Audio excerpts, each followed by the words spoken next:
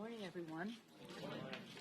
Here we are in a week that started off with Veterans Day, a wonderful day, 11th hour, the 11th day of the 11th month, Armistice Day, a day that we now observe as Veterans Day. Every day is Veterans Day. For us on Tuesday, we passed a packet of bills, 9 bills, to improve the lives of our veterans, our heroes in uniform. Among the bills, we were very proud to pass the Deborah Sampson Act, which reduces barriers for women veterans to access VA, including anti-harassment initiatives. This has a broad base of support, and we were very proud to be passing it. So on the day after Veterans Day. On Monday night, when I came into town, I went to the World War II Memorial just to see who was there and just to visit it again. I love going there. It's so inspiring.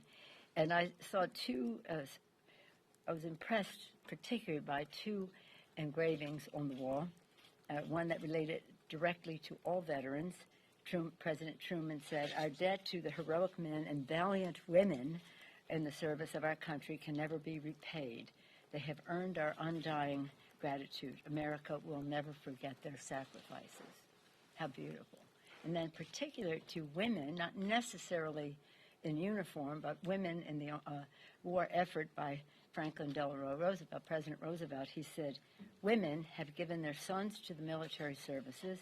They have stoked the furnaces and hurried the factory wheels. They have made the planes and welded the tanks, riveted the ships, and rolled the shells." That in addition to serving in the military. So again, we honored the men and women in the war effort on Monday with our 9 bills. And in terms of increasing paychecks, we are today and tomorrow, considering the Export-Import Bank, which creates nearly 2 million American jobs in all 50 states. Over the last decade, it has created over 2 million jobs. It is very important legislation. There will be some it shouldn't even be a partisan issue, and sometimes in the past it has not been.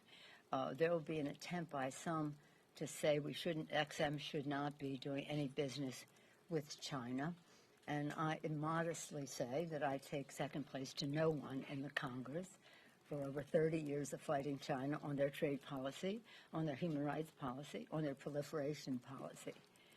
There are restrictions in the legislation about government-owned industries and the rest of that. However, again, as critical as I am of China's policies, by some accord, they advertise me as most hated person in China, something that I take with great pride because of my fight for human rights in China, whether it's Hong Kong, whether it's Tibet, whether it's Beijing, or whether it's the Uyghurs, the Muslims in education camps. Nonetheless, they should not use that as an excuse to not pass the XM Bank, and I will speak to that on the floor.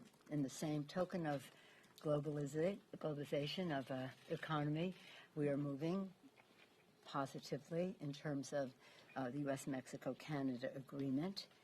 Again, it all comes down to enforcement, enhancement too, but enforcement. I do believe that if we can get this to the place it needs to be, which is imminent, that this can be a template for future trade agreements, a good template. And then again, in terms of the financial well-being of America's working families, we are working on H.R. 3, our legislation to lower prescription drug cost, and hopefully we will be bringing that to the floor soon. And next week, we will vote on the continuing resolution to fund the government. We passed our appropriations bills, making smart, strong investments in the health, education, economic security, and well-being of America's families. Sadly, the GOP Senate has not done its job yet. Soon, again, now another area in terms of legislation, we'll be bringing the Voting Rights Act, H.R. 4. H.R. 3 is health care, reducing the cost of prescription drugs. H.R. 4 is the Voting Rights Act. We're close to closure on that, and certainly hope that that will be finished in this session of Congress. So as I say, we legislate, we investigate, and I'll get to that in a moment, but we litigate. And on the litigation front, yesterday, Congress and the rule of law had an important victory as the courts once again resoundingly reaffirmed Congress's authority to conduct oversight of the executive branch on behalf of the American people. Sadly, we have a president who does not believe in the separation of power, says that Article 2 says he can do whatever he wants. It does not, and he cannot without oversight from Congress and respect for legislation passed by the Congress. And so, as the court stated, contrary to the president's arguments, the committee possesses authority under both the House rules and the Constitution to issue the subpoena, and Mazars must comply. Mazars is the accounting firm that has the president's records. We'll see how that goes, the accommodations back and forth in the next few days. But according to the decision, they're supposed to release the information in 7 days. It may be that we extend an accommodation to them for longer, but that remains to be seen by the committee and our lawyers. On the investigation front, yesterday was a very somber, prayerful day. I thought it was a successful day for truth coming from the president's men, people he appointed, a person that he appointed most recently to the State Department. Again, none of us has come to Congress to impeach a president. We come here to do the work of the American people, to make the future better for them, to try to do so in the most bipartisan way possible. Find our common ground where we can, stand our ground where we cannot. But yesterday you heard the appointment of the president speak in very unambiguous terms, a courageous public servant.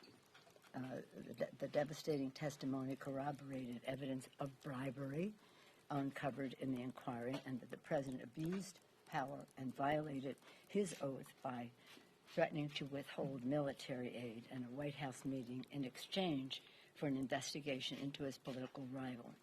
A clear attempt of the president to give himself the advantage in the 2020 election. Doing so, as I've said to the president, jeopardize our national security, undermine our national security, jeopardize the integrity of our electoral system, violate your oath of office. I salute Chairman Schiff for the dignity and the statesmanship that he brought, and the members of the Intelligence Committee, the Democrats, for the showing great patriotism and professionalism with which they are conducting the proceedings. I'm very proud of them. I said to the members at the beginning of the day yesterday, when we take the oath to protect and defend the Constitution, we agree and we become custodians of the Constitution.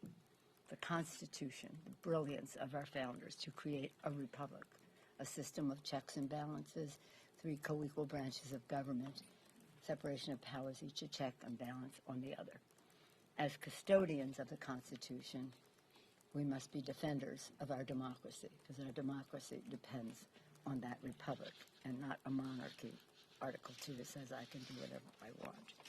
So again, with that responsibility, we go forward sadly, prayerfully, as they say, with a heavy heart, because it's not what we came here to do. But we must uphold our oath of office. Questions? Thank you. Yes, sir. James Rosen Sinclair. Thank you, Madam Speaker. We hear it said routinely, and of course it's true, that impeachment is a political process, not a legal one. And yet, as we can all observe, many of the accoutrements surrounding the legal process are inherent in this political process. We have counsels, depositions, subpoenas, threats of perjury, and so forth. This was made starkly clear yesterday by Chairman Schiff, it seemed to me, when he reminded the minority that he would do everything necessary to ensure the legal rights of the whistleblower to preserve anonymity in this political setting. And so I wonder if you could explain to the American people why the legal rights of the whistleblower should prevail in this political setting over those of President Trump, who should ordinarily enjoy a right to confront his accuser. Well, let me just say this. I'll say to you, Mr. Republican Talking Points, what I said to the President of the United States. when you talk about the whistleblower, you're coming into my wheelhouse. I have more experience and intelligence than anybody in the Congress, anybody's ever served. 25 years on the committee as top Democrat, ex officio as Speaker and leader. I was there when we wrote the whistleblower law. The whistleblower is there to speak truth to power and have protection for doing that. And any retribution or harm coming to a whistleblower undermines our ability to hear truth about power. So I will defend the rights of the whistleblower vehemently. But why should they prevail over the president's Well, the legal president rights? can come, if he has a case to make, does he want to come speak? Does he want to present in writing or speak to the committee about his, what might be exculpatory for him? He has that right to do. But nobody, president is not above the law. President will be held accountable, and nobody should have the right to endanger whistleblowers. And that is the system that I will defend, and the American people understand that. Yes, You talked about bribery a second ago. Yes, bribery. That's a very serious charge. It's what in the makes Constitution. This a case of bribery? Well, you know, we talking Latin around here, improvisación from anyone. Quid pro quo, bribery, and that is in the Constitution attached to the impeachment proceeding. So what was the bribe here? The bribe is to grant or withhold military assistance in return for a public statement of a fake investigation into the elections. So could we That's be looking that's at, bribery. Yes. Could we be looking at an article of impeachment? I don't know about that. We bribery? haven't even made a decision to impeach. That's what the inquiry is about. And when the committees decide that, and they will decide what the articles are. What I am saying, that what is the president has admitted to and says it's perfect, I said it's perfectly wrong. It's bribery. You've talked in the past about the importance of the public being along on the idea of impeachment, of bringing the public along. Do you think yesterday the witnesses, your members, the questioning was effective in convincing the public this is a worthwhile thing to pursue? Well, look, first and foremost, we have a responsibility to honor our oath of office, to protect and defend the Constitution from all enemies, foreign and domestic. And that is our responsibility. The clarity for the public to understand what is there wasn't as clear, in my view, when you say obstruction of justice, obstruction of justice, obstruction of justice 11 times in the Mueller report. That is justification enough for inquiring into an impeachment.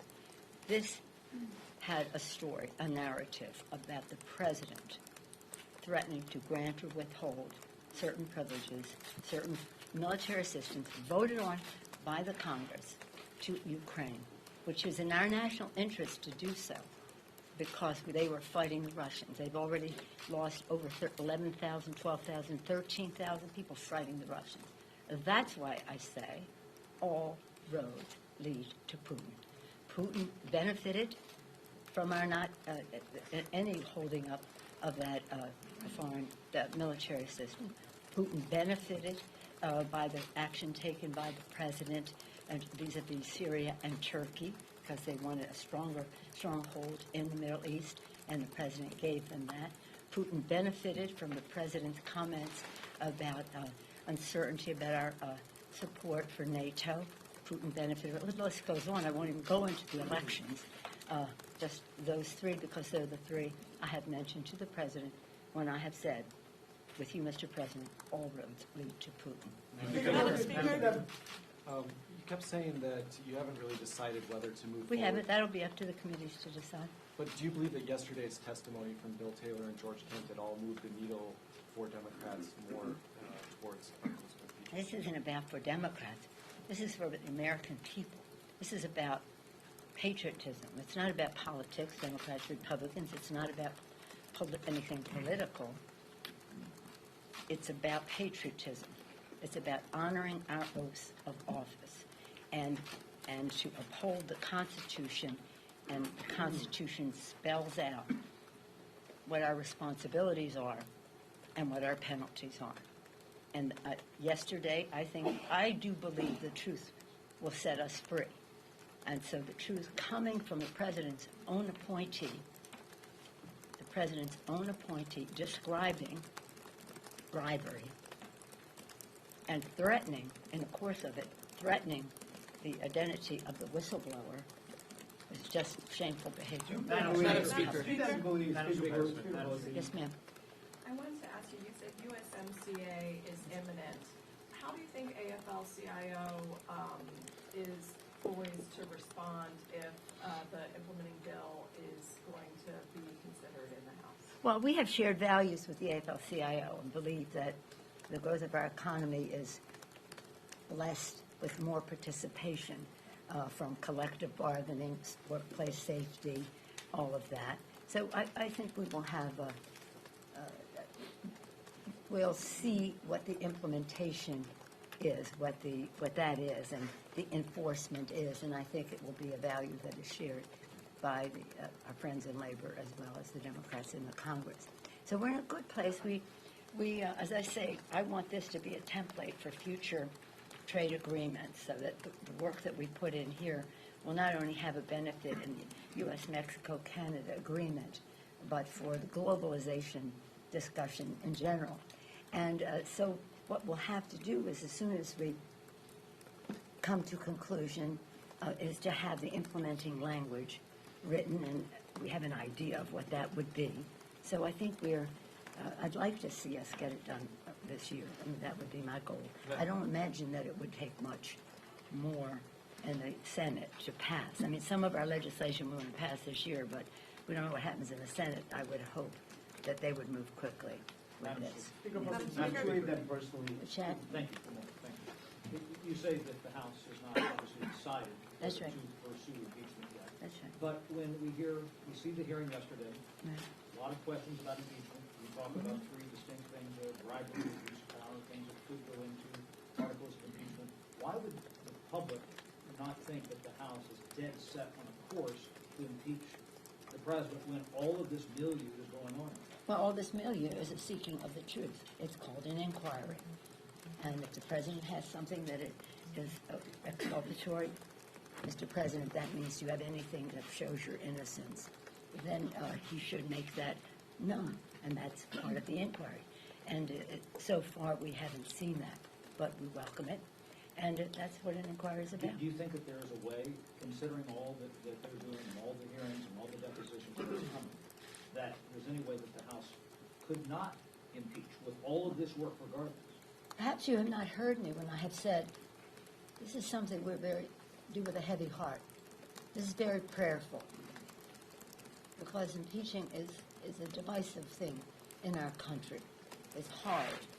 And the place that our country is now, it's not a time where you go to 70% when President Nixon walked out of the White House. It wasn't there before he left, even 2 weeks before he left. It wasn't there until the other shoe fell and he walked out the door. And by the way, what President Trump has done on the record in terms of acting to advantage a foreign power to help him in his own election, and the obstruction of information about that, the cover-up, makes what Nixon did look almost small. But again, an inquiry is an inquiry, and people come in and you hear what they have to say. Next week, some of the Republican suggestions of witnesses will come in, and we'll hear what they have to say. But this is not something that you take lightly, and you make a decision as you go along. One last question. Yes, Madam Speaker? On the CR, it's going to come when you guys are passing, when these hearings are still going on. I'm curious, if you've been negotiating the continuing resolution, these spending bills, what's been the working relationship with the White House? I mean, have they been involved in this process? I guess the adage of walking and chewing gum at the same time comes to mind. I'm not a gum chewer, but I do eat a lot of chocolate as I walk around here. We obviously, the the four House, Senate, Democrats, Republicans, and the White House are we all have to come to an agreement. And left to our own devices, the appropriators that come from the culture of appropriations and intelligence, that's where I was forged in the Congress, both places that, by and large, when I first started there, were not particularly partisan. But the left to their own devices, the appropriators know how to get their job done. So without going into any detail, we're moving in a direction because we do not want a shutdown of government. We prefer not to have a continuing resolution. So we have to make some decisions as we go forward. But you're confident the White House is going to sign off on whatever. When you say the White House, you mean the administration? Well, President Trump's going to have to sign Well, the this. administration. Let's just say the administration. Okay? Okay. And whoever they may designate at the table. Cheryl? Madam Speaker, given that Republicans have been arguing that yesterday's witnesses only heard things secondhand, I'm wondering if you think it would be worth waiting for those who have heard things firsthand, like John Bolton and Mick Mulvaney, to testify and waiting for the courts to settle Don't that. fall into the secondhand stuff, really. That is such a fraudulent proposition put forth by the Republicans. That is such a fraudulent proposition.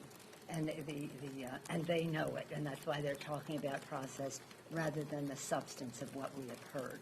I just won't even dignify what they're saying Do you in that think it's regard. I worth just waiting won't. for the courts to rule No, on? we're not ready, but we are engaged in what the Constitution charges the Congress to do, to make its decisions. We are not here to be manipulated by the obstruction of justice of the administration. On the one hand, they say that it is secondhand. On the other hand, they obstruct all of the people who they would consider to have firsthand knowledge from testifying. Obstruction of Congress, obstruction of justice. I'm going to come back to H.R. 6. This is something that we're so proud of.